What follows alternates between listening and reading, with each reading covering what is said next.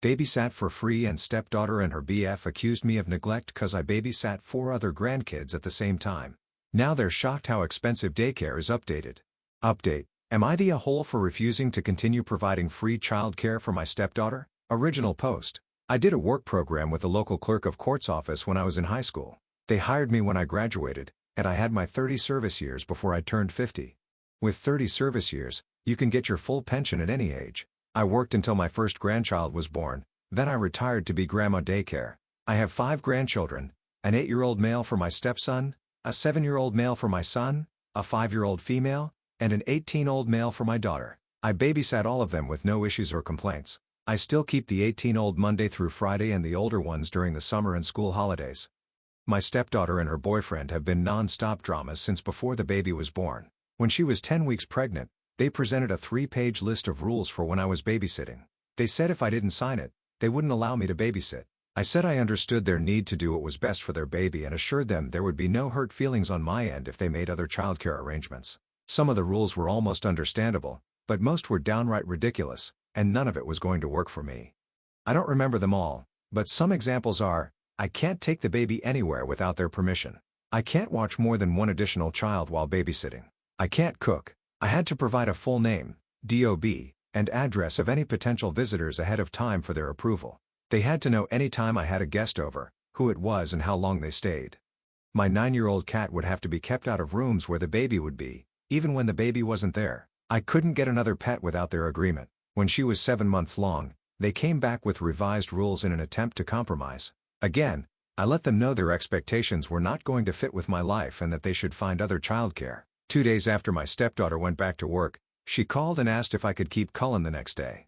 I agreed but made it clear that I was going to provide safe, appropriate care according to my judgment, and I wouldn't tolerate complaints about violating their rules. My stepdaughter was okay during pickup and drop-off, but I felt like she was interrogating me every time she picked him up. It was tolerable, but her boyfriend was downright rude.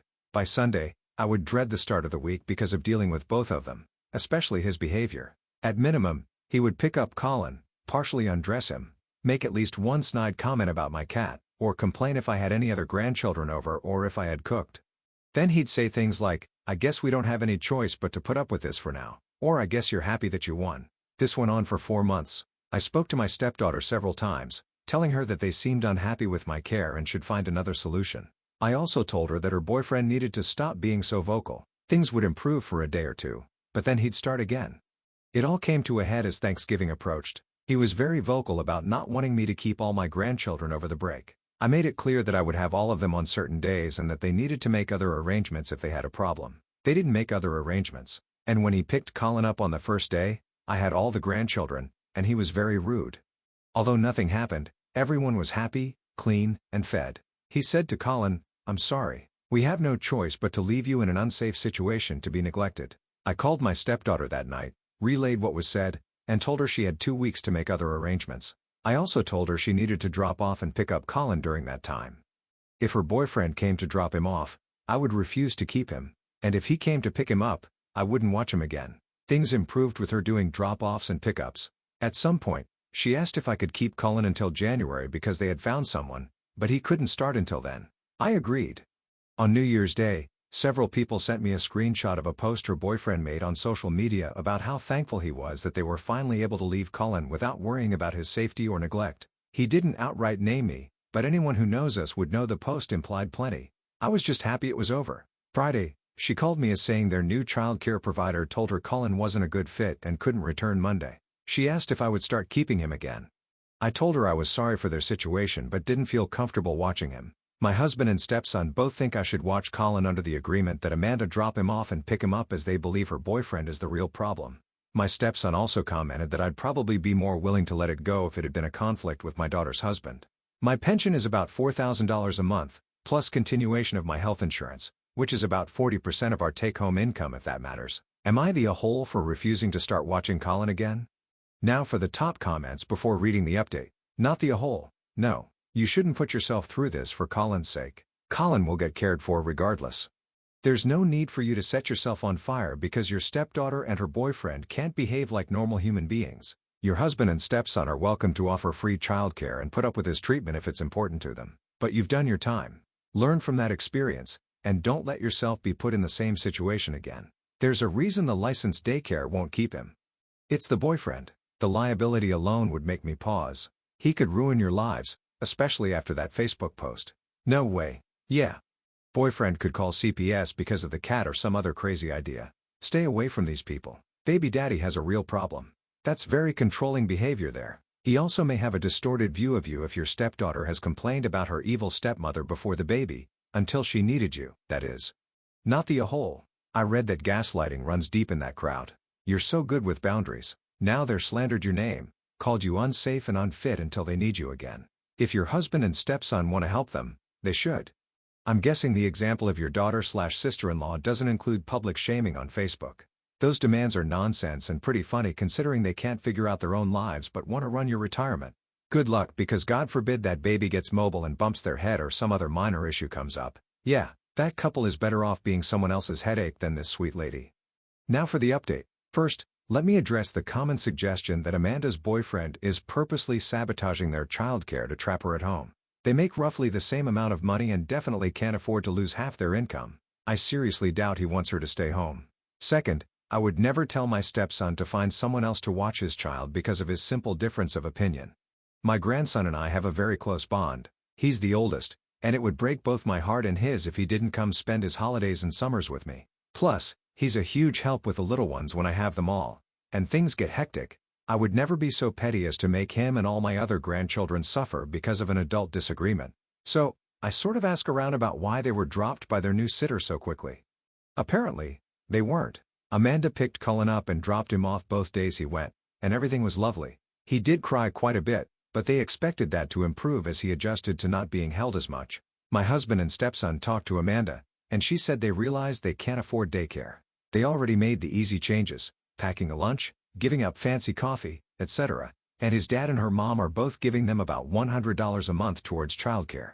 They can barely afford it, but they didn't realize that they've had to send everything the baby needs. I buy diapers, wipes, formula, bottles, extra clothes, etc. They just hand me the baby. They didn't realize daycare doesn't cover all that. Also, imagine her boyfriend's surprise when he found out what the staffing ratios are in this very expensive daycare. One adult cares for 5 infants. I guess he thought someone would provide one-on-one care along with diapers, wipes, and formula for $350 a week. My stepson relayed their almost apology. They felt overwhelmed by an infant and couldn't imagine that someone else could manage that plus other things. Colin is going back to daycare tomorrow. Colin's dad is selling his dirt bike, and Amanda is selling some designer clothes, handbags, and shoes to cover the cost. It'll get easier for them in 6 months when he transfers to the 1-year-old class, which is a little cheaper. I love how Amanda's boyfriend was shocked to find out that daycare isn't a magical babysitting fairyland. Newsflash: diapers don't grow on trees, buddy. Wonder if he is ever going to apologize for being an absolute idiot. What a moron. No. He'll likely get Amanda pregnant again inside a year because he literally cannot connect cause and effect, and neither can Amanda. It's actually insane to think about how he went public with accusations of child neglect against you. Yet, he didn't know the first thing about what his child would actually need in daycare because you had it covered. Also, the almost apologies will never be enough until your stepdaughter's partner publicly retracts and apologizes properly for his earlier libel. I would push back against your stepson a bit, not in terms of changing anything with childcare, but simply ask him why you thought it was appropriate to ask you to work for free for someone who publicly slandered you. You deserve a proper apology from both your husband and stepson as well. It's funny that he accused her of neglect just because she had her other grandkids over. Then he takes the baby to daycare only to find out the daycare worker also takes care of 4 other babies at once. It sounds like most days, OP only had a baby in the 18-old since the other kids were in school and were only there during school breaks. So for free, the stepdaughter and boyfriend's baby was actually getting more attention, probably even with the other kids there because they're older and don't need as much as babies. Now they have the pleasure of paying someone who watches 5 babies every day at once, and they have to provide diapers, formula, and whatever else the baby needs. It serves them right to have to sell their stuff to afford daycare. Maybe it will teach them not to bite the hand that feeds them or not to look a gift horse in the mouth. Whichever one fits better. Next story. Am I a hole for telling my husband I don't care if he can't raise his son? I've been with my husband for a few years now. We've had good and bad days, but as a couple, you overcome them, right? Lately, we've been butting heads a lot, way more than we used to. I'm 28 female, and my spouse is 32 male. It's gotten to the point where we've been sleeping in different rooms. Of course, I noticed the lack of communication, so I suggested we go to couples counseling, but he refused. I went by myself to work on my issues. I tried suggesting counseling a second time, and he got really angry, so I let it go. He has a son, 7, from his previous relationship. I don't have kids with him, but we've been raising his son together since his mother isn't in his life. There were days when he wouldn't come home for days at a time. By then, I kind of knew something was up, and my heart raced as I got closer to the truth. As they say, the truth hurts. I remember one day when I was lecturing my stepson because he spilled glue on the carpet. I didn't even know my husband had come home until he came into his son's room, screaming at me. He told me I had no right to lecture his son because I wasn't his mother. He did this all in front of his son, who looked scared. It felt like a slap in the face because I've been there since his son was due. And to know that this is the treatment I'm getting? I don't know what set him off that day. I should have known from his behavior. I found out he was cheating on me with one of the women he claimed was his best friend. I couldn't move on when I discovered their text messages, meetups, and dates. I was already stressed out and completely done with everything. When he got home, I told him I knew everything, so he shouldn't try to deny it. Still, he tried to come up with excuses. I just stood there and let him babble. He started crying, saying he couldn't raise his son without me. I told him I didn't care if he couldn't raise his son without me. I can't say he wasn't shocked. At that moment, I'm at my mom's house, planning my next move. Now for the comments. Not the a-hole. Don't go back. He does not see you as a mother. He sees you as a babysitter for when he's out cheating. Your marriage is over. You're not the a-hole. His behavior is inexcusable. He's cheating, abusive, and disrespectful. His claim that he can't raise his son without you is manipulative. You are not a babysitter. You are his partner. Don't let him guilt you into staying. This relationship is toxic. Leaving is the best thing for you. Focus on your well-being. You deserve a partner who values and respects you. Don't go back. We do raise his son together since his mother isn't in his life. He told me I had no right to lecture him when I was not his mother. Sounds like Cheater Boy expected that by marrying you, he acquired an unpaid nanny because he damn sure is not treating you like a wife. Let his current F-buddy be his new childcare solution and leave his mess behind you. Sad for the kid, but oh well. He said himself that you're not a kid's mother. See you? Exactly this. It's heartbreaking for the kid, but you can't build a stable home with someone who treats you like a convenience. Hopefully, Op's next move gives her the peace she deserves. I'm so happy to hear you left. You've put yourself first here. Keep it up and stay away from that man permanently. Get a divorce and get free of him, not the a-hole. Last story. Am I the a-hole for telling my dad I'm not moving state with him and his family? My parents got divorced when I, 15 male, was 7. And my dad got married again 3 years ago. His wife has 2 little kids with her ex. He visits them twice a year, sometimes even less.